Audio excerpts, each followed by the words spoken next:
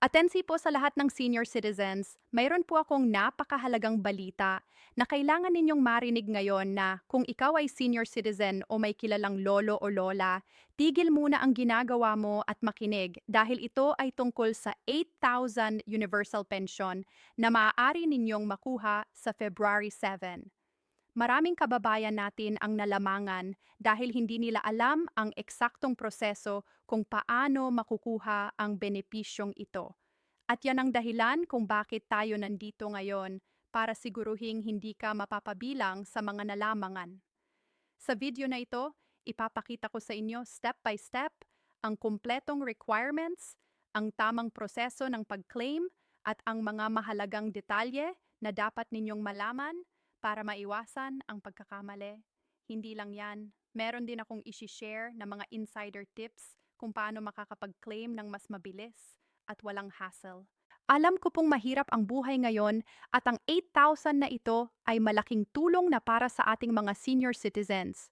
Kaya huwag ninyong sayangin ang pagkakataong ito.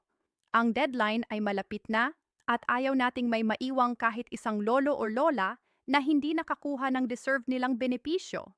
Kaya kung gusto ninyong siguradong makakuha ng inyong 8,000 pension, panoorin ang buong video na ito hanggang dulo. At kung nakatulong ang video na ito sa inyo, pakiusap, mag-like at i-share para makarating din ito sa iba pang senior citizens na nangangailangan. Magandang araw po sa inyong lahat at sobrang saya ko pong makasama kayo ngayong araw na ito dahil talagang napaka-importante ng paksang ating pag-uusapan. Bago tayo magsimula, gusto ko pong magpasalamat sa lahat ng mga bagong viewers na nanonood ngayon at syempre sa ating mga loyal subscribers na palaging nandyan para suportahan ang channel na ito.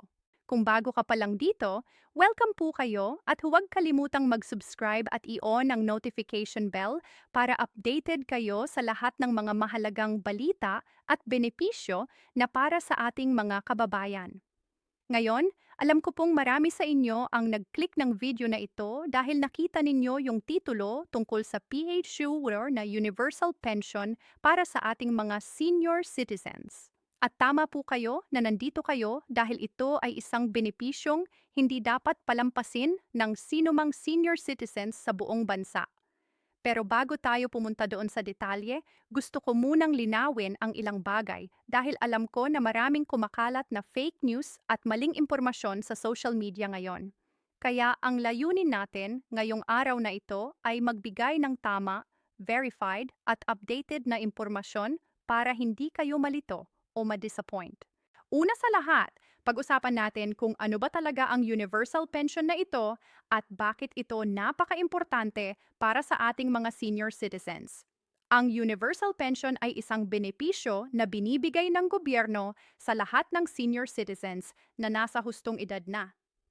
Ito ay bahagi ng mas malaking programa ng pamahalaan na tiyakin na ang ating mga matatanda ay may sapat na suporta at dignidad sa kanilang pagtanda. Hindi po ito basta-basta tulong o ayuda lang. Ito po ay karapatan ninyo bilang senior citizen ng Pilipinas. Mahalaga po na maintindihan natin na ito ay hindi charity, kundi isang recognition ng kontribusyon ninyo sa lipunan at isang paraan para siguruhing hindi kayo mahihirapan sa inyong golden years. Ngayon yung K-1000 na binanggit natin, ito po ay para sa buwan ng February at ang payout date na binanggit natin ay February 7th. Pero gusto ko pong bigyan kayo ng mas detalyadong impormasyon tungkol dito. Hindi lahat ng senior citizens ay makakakuha ng eksakto na 8,000 dahil may iba't ibang kategorya at iba't ibang amount depende sa inyong edad, sa programa na inyong kinabibilangan at sa iba pang factors. Kaya mahalaga na marinig ninyo ang buong video para maintindihan ninyo kung magkano ba talaga ang makukuha ninyo at ano ang mga requirements na kailangan ninyong tuparin. Magsimula tayo sa pinakasimpleng kategorya at ito ay iyong Social Pension Program. Ang social pension ay isang monthly stipend na binibigay sa mga senior citizens na indigent o mahihirap. Kung kayo po ay nakatanggap na ng social pension dati, ang amount na ito ay usually 500 per month. Pero sa ilang probinsya at municipality, may additional incentives at dagdag na benepisyo na binibigay ng local government. Kaya minsan, ang amount na natatanggap ng mga senior citizens ay aabot ng hanggang 1,000 o higit pa depende sa kung saan kayo nakatira. Ang mahalaga dito ay nakaregister kayo sa Social Pension Program at updated ang inyong records sa Office of Senior Citizens Affairs sa inyong barangay or municipality. Pangalawa, mayroon din tayong GSIS pension para sa mga senior citizens na dating government employees. Ang GSIS or Government Service Insurance System ay nagbibigay ng monthly pension sa mga retires na nag-serve sa gobyerno. Ang amount ng pension na ito ay nakadepende sa kung gaano katagal kayo nagtrabaho, kung ano ang inyong posisyon, at kung magkano ang inyong contributions. Maraming senior citizens ang nakakakuha ng malaking amount mula sa GSIS. And kung kayo ay isa sa kanila, dapat kayong regular na kumuha ng inyong monthly pension. Ang payout schedule ng GSIS ay usually consistent at ang February payout ay madalas na nakakalkal sa first week ng buwan. Kaya ang February 7th na binanggit natin ay possible na payout date para sa inyong pensyon. Pangatlo naman, mayon tayong SSS pension para sa mga senior citizens na nagtrabaho sa private sector. Ang Social Security System ay katulad din ng GSIS pero para sa mga private employees. Kung kayo ay nag-contribute sa SSS habang kayo ay nagtatrabaho at nag-reach kayo ng required number of contributions and ng retirement age, entitled kayo sa monthly pension mula sa SSS. Ang SS pension ay nakadepende rin sa inyong contributions at sa number of years na kayo ay nag-contribute. Ang SS ay may fixed schedule din ng payout at ang February payout ay usually nasa first or second week ng buwan. Kaya again, ang February 7th ay possible date para sa mga makakakuha. Ngayon, bakit ko binanggit ang lahat ng ito? Dahil gusto kong maintindihan ninyo na ang 8,000 na nakita ninyo sa titulo ay pwedeng combination ng iba't ibang benepisyo. Halimbawa, kung kayo ay tumatanggap ng social pension na 500 plus, may additional ayuda mula sa local government, na 1,000 plus may iba pang benepisyo mula sa DSWD or sa ibang government agencies, pwede kayong makatanggap ng total na page 8,000 o higit pa sa buwan ng February. Kaya ang KIO ay alamin ninyo kung ano-ano ang mga programa na kayo ay qualified at tiyaking nakaregister kayo sa lahat ng ito. Pag-usapan naman natin ang mga requirements at kung paano ninyo makukuha ang mga benepisyong ito. Una sa lahat, kailangan ninyong magkaroon ng valid senior citizen ID. Ang senior citizen ID ay ang inyong passport papunta sa lahat ng benepisyo at privileges na para sa senior citizens. Kung wala pa kayong senior citizen ID, ang first step ninyo ay pumunta sa Office of Senior Citizens Affairs sa inyong barangay o municipal hall at mag-apply. Ang requirements para sa senior citizen ID ay simple lang. Kailangan ninyo ng birth certificate or any valid ID na nagpapakita ng inyong edad. Proof of residency tulad ng barangay certificate or utility bill at mga ID pictures. Ang proseso ay usually mabilis lang at within a few days or weeks makukuha na ninyo ang inyong senior citizen ID. Kapag meron na kayong senior citizen ID, ang next step ay mag-register sa mga specific programs na gusto ninyong applyan. Kung kayo ay indigent senior citizen at qualified sa social pension, kailangan ninyong pumunta sa DSWD office sa inyong area at mag-submit ng application. Ang DSWD ay magre-review ng inyong application.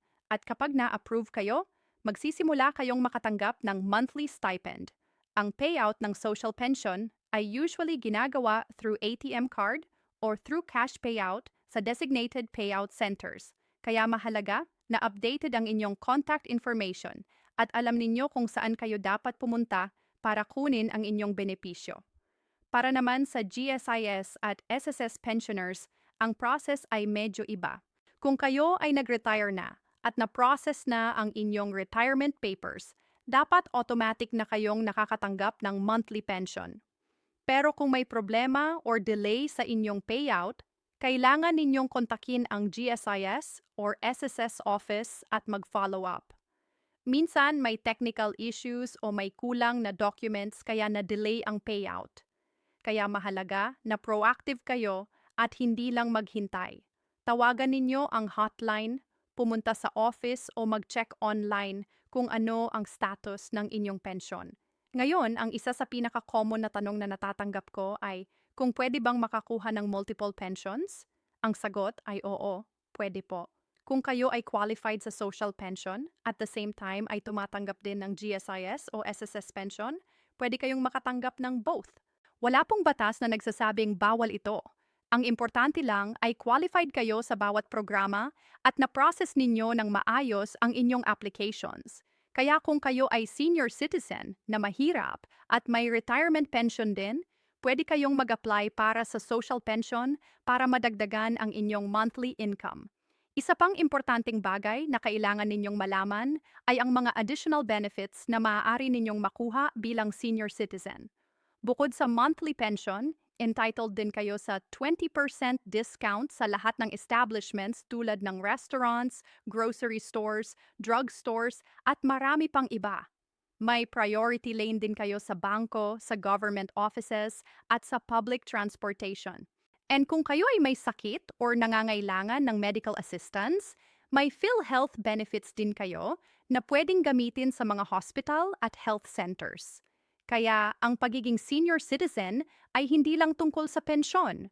Maraming privileges at benefits ang kasama dito na tutulong sa inyo na mabawasan ang inyong gastusin.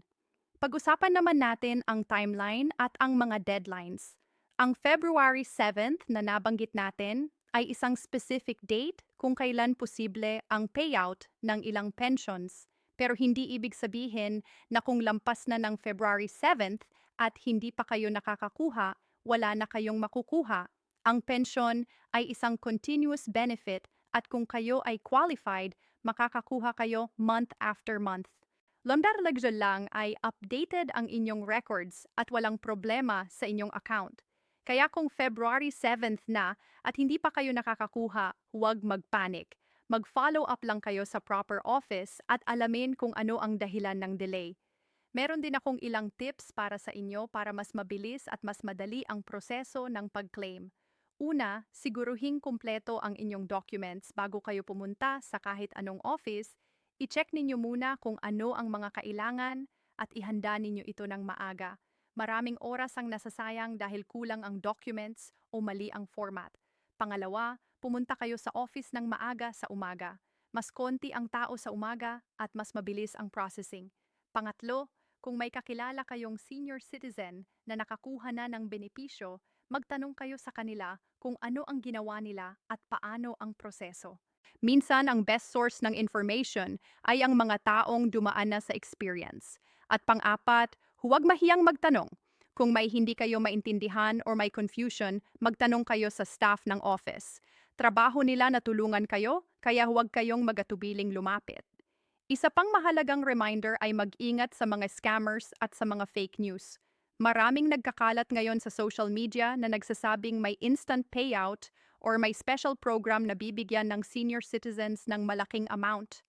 Kung may nakita kayong ganitong post or message, mag-ingat kayo. Ang official source ng information ay ang government agencies mismo tulad ng DSWD, GSIS, SSS, at ang Office of Senior Citizens Affairs. Kung may doubt kayo, kontakin ninyo directly ang mga offices na ito at i-verify ang information. Huwag kayong magbigay ng personal information or pera sa kahit sinong nag-claim na tutulong sa inyo na makakuha ng benepisyo. Ang legitimate government programs ay libre at hindi humihingi ng bayad. Gusto ko rin pong banggitin ang tungkol sa mga senior citizens na may kapansanan or burden at hindi makapunta sa office. Kung kayo ay isa sa kanila, pwede ninyong ipagawa ang processing sa isang representative gamit ang Special Power of Attorney. Ang SPA ay isang legal document na nagbibigay ng authority sa ibang tao na kumilos sa inyong behalf. Pwede kayong kumuha ng SPA sa municipal hall or sa notary public. Gamit ito, ang inyong representative ay pwedeng mag-claim ng inyong pension or mag-process ng inyong applications. Ito ay napaka-importante para sa mga senior citizens na may mobility issues or may health problems na hindi makagalaw. Ang isa pang bagay na gusto kong i-highlight ay ang role ng pamilya sa pagtulong sa ating mga senior citizens. Kung kayo ay may lolo, lola, nanay, tatay o kahit kaibigan na senior citizen, tulungan ninyo sila na ma-access ang mga benepisyong ito. Maraming senior citizens ang hindi tech-savvy or nahihirapan na pumunta sa mga offices dahil sa edad. Kaya bilang pamilya, responsibilidad natin na tiyakin na sila ay nakakakuha ng lahat ng benepisyo na deserve nila.